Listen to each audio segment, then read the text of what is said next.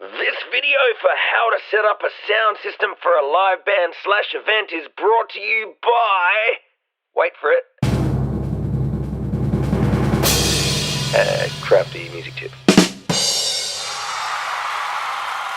One of the things I do is I set up sound and lighting as well. And so what I've got here is a bunch of my equipment. It's not quite all set up yet. Here's the full place. It's only me in here right now. And tomorrow there's a big Battle of the Bands comp, which is an annual event. This whole room will be full of people and all of my equipment will be getting used.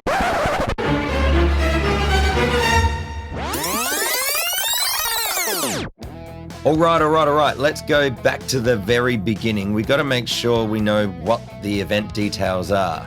You know, you don't want to skimp on any of this because heaps of problems can happen if you do. So really knowing what your event times and location is very important, obviously, but asking a few more questions like how many people are going to be on the stage will inform you of amount of equipment. Also, how many people will be off stage. So meaning what's the amount of audience that will be there. That will inform you of how big and powerful the speakers need to be, for instance, or how many lights you might need. And it's really important to ask yourself, is this a completely new venue that you've never been to before? Because if it is, you should probably be just asking more questions than you may feel like you need to, but just so you're as comfortable as possible in entering the unknown. So it's really important you find out, is the venue indoor or outdoor? It doesn't really change that much necessarily, but it's just really good to know.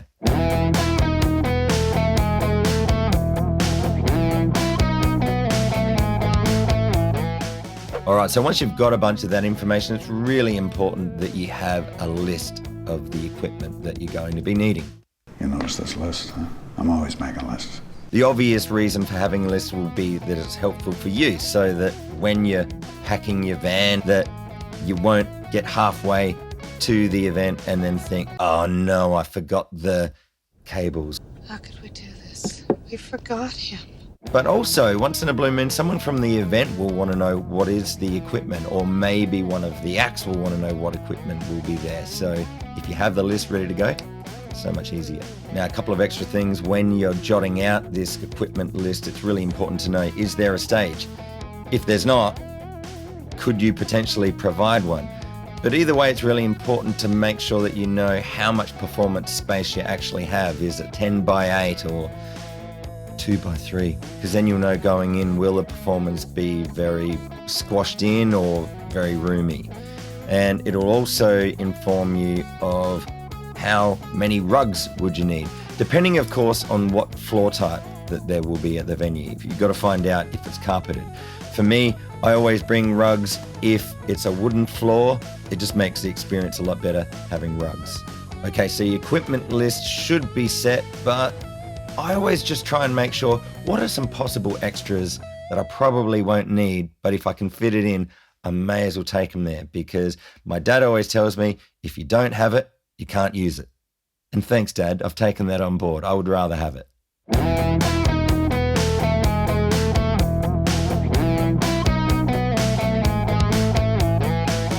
All right, so next is the logistics. You know, how is it that you're going to transport the equipment there, and how much time will it take to get to the venue? All of these things are very important to know beforehand. Where the hell is this place? I told you it'd take a little while to get there. Also, when you get there, what sort of load-in access do you have? Is it right by the door, for instance, or right by the stage? Half your luck. Or is it a freaking really long, annoying walk? And also knowing what sort of power supply they have there, how many circuits, how close are the power points to the stage, and having a rough guide plan to the order of the equipment that you're going to be setting up when you arrive is really handy to have for you if you ever get a little bit lost, like what I do sometimes, like, wait, what was I doing? What's next? What do I... But it really helps if you've got helpers, because then instead of them always asking you and interrupting you, whatever you're doing, you just say, look at the list. And if you know in advance that you're going to have some helpers on the day, well, it'd be a good idea to just have a quick plan for what it is that their jobs are and their responsibilities are. It just makes it so much more straightforward on the day.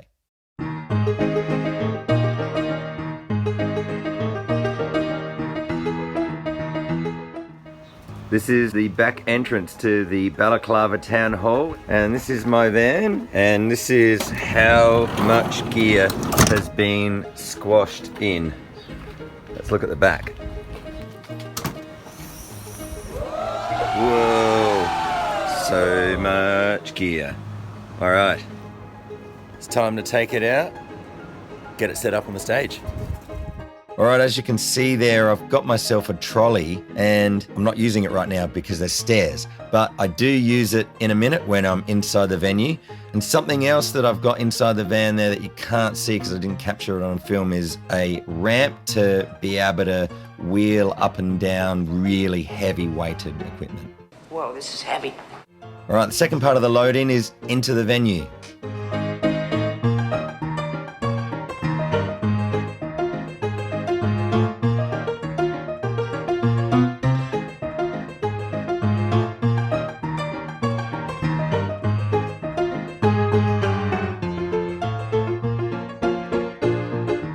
All right, as I'm walking in here, loading in these subs, I'm trying to figure out where is it that I should put it. And yep, I've decided that it'll be on the inside of the stairs. And so, yeah, it's really important when you're loading in equipment that if there's something that could go straight onto the stage, into position, well then put it there.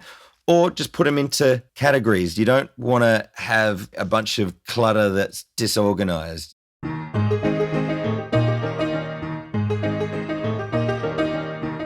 So there I've just loaded in the main speakers, and now I'm putting the drum rug on the stage blocks. Yeah, it's important to put rugs out really early. I usually do that first, actually, just because otherwise it's really easy to get heaps of other clutter in the way, and then you've got to move it out the way to put the rugs down underneath. Rugs are really important. It sort of feels nicer, just aesthetically, and feels nicer on your feet, but it's also better for sound. As you can see here, I'm loading in to position some of the backline, and now I've got some fold-back speakers that are coming out. I'm just chucking them into position.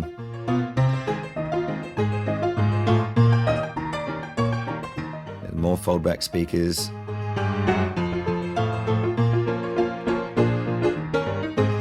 Some bits of the drums, it's some of the wireless microphones and mixers.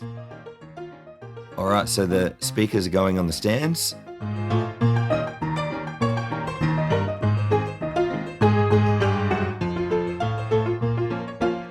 There's the other one.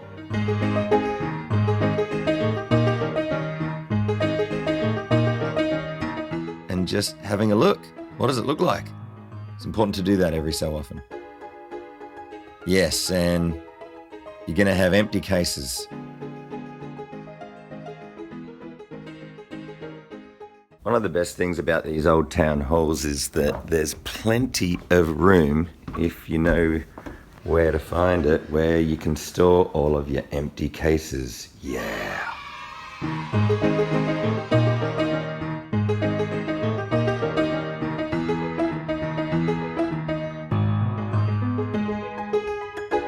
Okay, so I've already put the speakers on the stands, but yeah, the first main thing is just getting the mixing desk set up, because all of the signals will be sent from there. I feel like that if everything else is set up and then you set up the mixer last, it's in the wrong order. So this is a digital iPad controllable mixer called a Soundcraft UI24. And just sneakily behind the curtain there, I've got a touchscreen as well that can control it.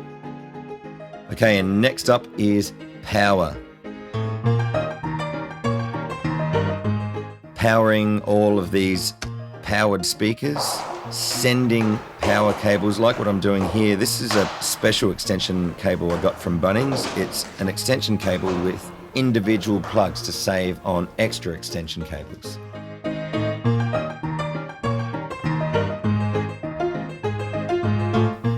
Once your power's done, signal cables. Now some people like to send out their signal cables first. To me, it doesn't really matter as long as you've got the speakers off, make sure that they're off, and send the signal cables to the front of house speakers and to the foldback speakers. But make sure that you plug in the cables into the mixer first and then send out the cables to the speakers.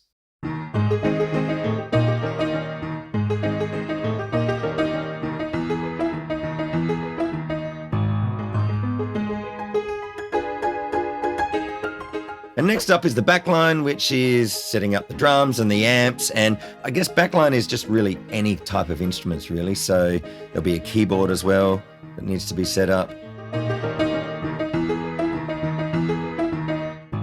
Once all that's done, you set up all the microphones.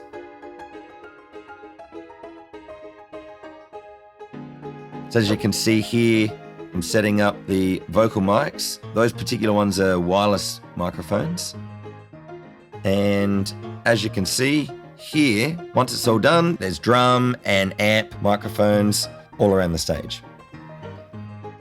And once that's all done, you're ready to do a line check just to see if everything's working. And then you need to tune the foldback speakers, mainly the foldbacks. For me, you can tune the front of house as well, but tuning basically just refers to making sure that there's no little worrisome frequencies that are going to potentially feed back. And I feel that that's most important for the performers on the stage. So I always make sure that the foldbacks are tuned. As you can see here with this graphic equalizer, you can either boost or decrease frequencies. You want to decrease the potential problem frequencies. All right, now you're ready to sound check. Basically, all it is 222, check 1 2, making sure that all the microphones and all of the instruments can be heard out the front and that all the performers are happy with being able to hear themselves and the other people on the stage. And then once you sound check, finally, you're ready for showtime. Yeah! Now, as you can see, this is what it looked like before all of that work was done. And then when the work was done, this is what it looks like. So sadly, I didn't get any footage of the actual event itself. Guess what? I was too busy working, running it. But it turned out very well. And I'd like to thank everybody from the Balaklava of Stedford for having me be there, trusting me with doing sound in the town hall.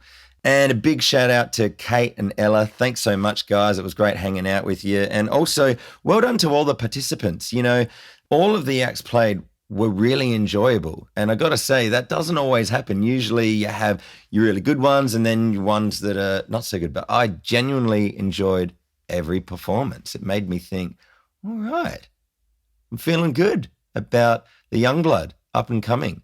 So keep up the good work, guys. And a big congrats to the winners. And also shout out to my mate Dino Jag, that was the adjudicator. If you haven't checked out his music, it's just fantastic.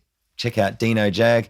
And I'll just leave you with Dino and I wearing masks trying to eat our sandwiches.